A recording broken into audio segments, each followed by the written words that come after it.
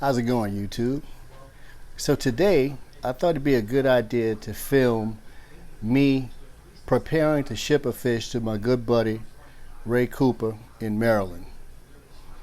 So we've gone through the process of talking about what it takes to breed cichlids, to raise fry. And if you made it to this point, I figured this would be another good idea for a video because you may want to trade or sell some of those fry to fellow hobbyists. So let me get up in here. I'm preparing a bucket of water to ship the fish, and I'll talk more about that in a second, but let me go ahead and shut this water off.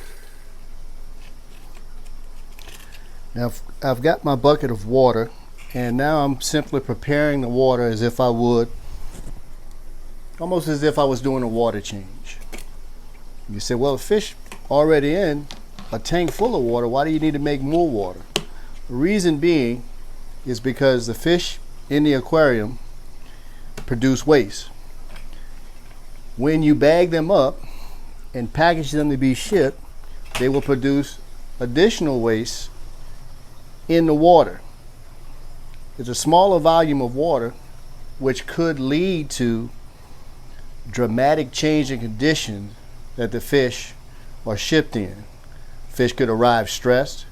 So one of the things that I like to do is prior to shipping, usually the day before, I will make fresh water, put my water conditioner in it, and allow it to circulate prior to me packaging the fish to be shipped. That's step one. Now, in addition to preparing water like I would for a water change, especially if I'm shipping overnight, I will also add a couple of drops of methylene blue to the water. I find this aids in respiration. It's also very good in fungus prevention when shipping fish. The fish that I'm currently preparing will be shipped same day because it's a large fish. But if I'm shipping small fish and I'm shipping them overnight or 2 days, I'll always add a few drops of methylene blue to the water. Now, like I mentioned before, I always prepare this water at least a day before and allow it to circulate to ensure that all the chemicals are well dissolved in the water. Now, a couple other things to mention. If you're like me, you've probably ordered fish before, and if you think ahead, it's probably a good idea to hold on to a few of these shipping boxes. The beauty of this is that they're perfect for shipping fish. They're lined with styrofoam on the inside. Now, a couple of things to remember when reusing one of these boxes. You want to make sure that you remove any old labels. You don't want to have anything that could potentially cause a delay in the shipment of your fish, as well as marking out any other labeling or handwritten identification on it. Again, all of this is to ensure that your fish will make it to their destination on time and in a timely manner. Here you can see the inside of the shipping box. I just removed the lid, and we can look down inside here. You can see that the entire interior of the box is lined with styrofoam. This is great for insulating and keeping the temperature regulated in the box. Something else to consider when shipping, depending on the time of year.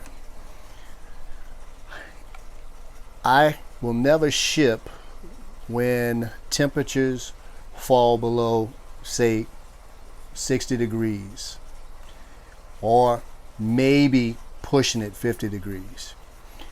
In those rare instances where I do ship fish in colder temperatures, I will line the lid of the box with those hand warmers that you can buy, outdoorsman hunters are very familiar with this. You can pick these up at any sporting goods store, and I'll tape it to the inside of the styrofoam lid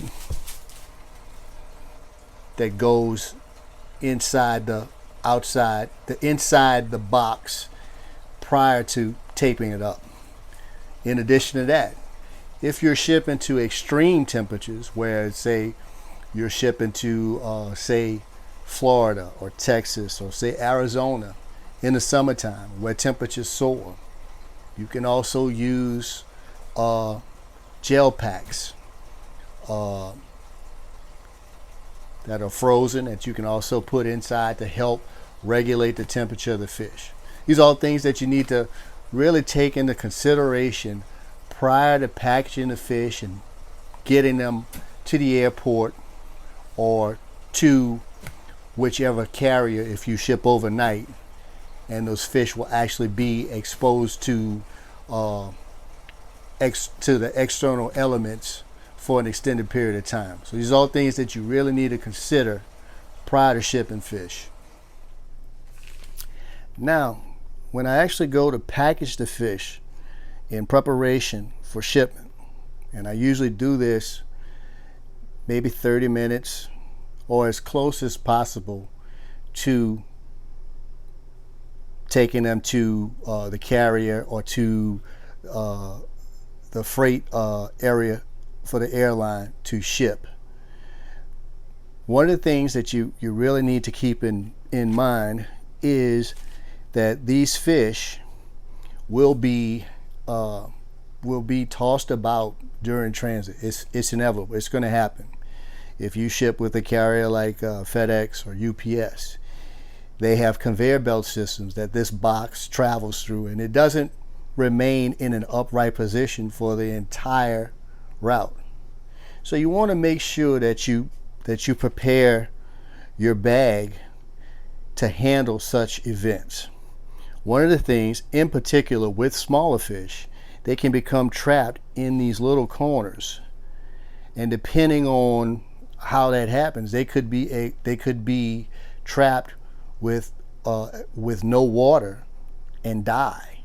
So one of the things that I do typically do when shipping fish with square cornered bags is I'll tape them up, and it kind of makes the bottom of the bag like a bowl and prevents that from happening.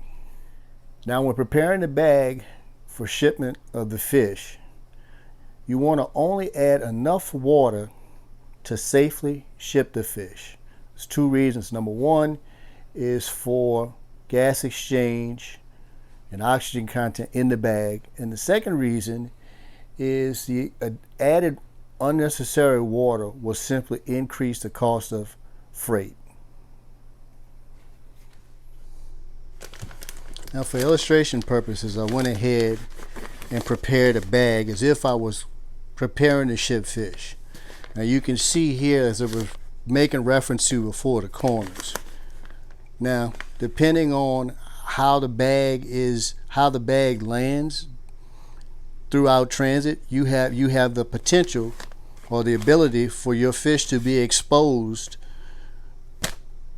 to this corner and not have water and potentially die prior to it making its destination. So one of the things that I'll do, and I'll show you here in a second how I prepare this bag.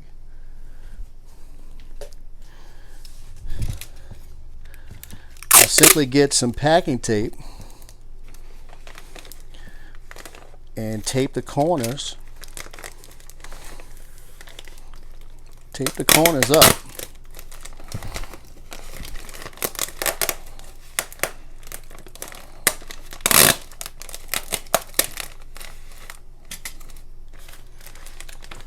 Now you can see there are no more pointed corners. This is just an extra step that I like to take just to ensure, or to give that added benefit, to make sure that my fish make it to their final destination. Now, in addition to taping up the corners, this is the internal bag. I also double bag. I'll tape this up as well. Just another fastener to ensure that the bag doesn't come open, the rubber band breaks for some reason. I've got an extra measure of protection to ensure that the bag stays secured.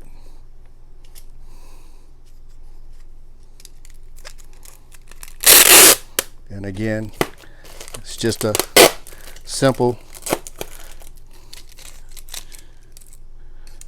tape across the top, and then I'll do one from the opposite end.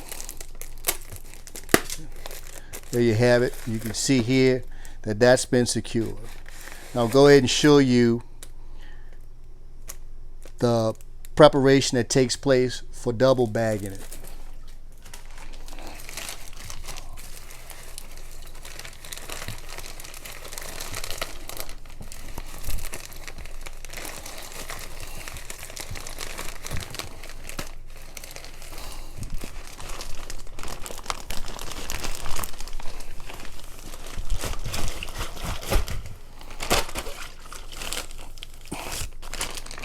Now, since the fish are contained in this internal bag, there is no need to tape these corners on the outside bag. But I will again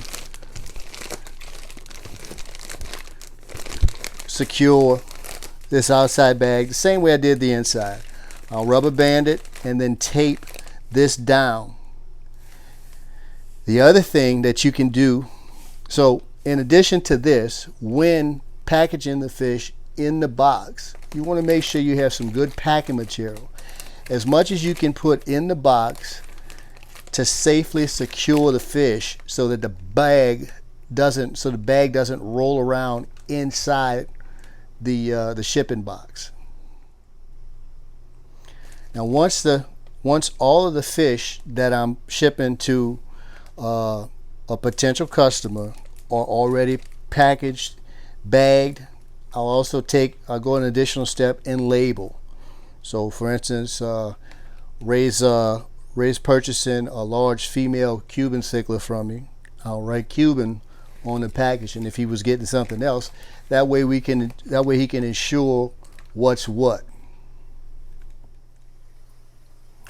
Now it should be noted, depending on the species of fish that you're shipping, you may want to package them individually. For example, if you're shipping something that's very aggressive, like Cuban cichlids, bean eye, Haitiensis, Dovi, Umbies, it may be a good idea to package them individually. Just something to keep in mind. If you're shipping something on the less aggressive side, like say Geophagus to Pajos, some Severums, Regani, on any number of the Vejas, and really, in addition to the temperament of the fish, you should also consider the size. If they're fairly small, you're shipping fry in the 1 to 2 inch range, that comes into consideration. Now, if you're shipping fish that are in the anywhere from say 3 to 5 inch range, you may also consider shipping them individually. And this is just a precaution to ensure that the fish arrive safe and sound and not beat up.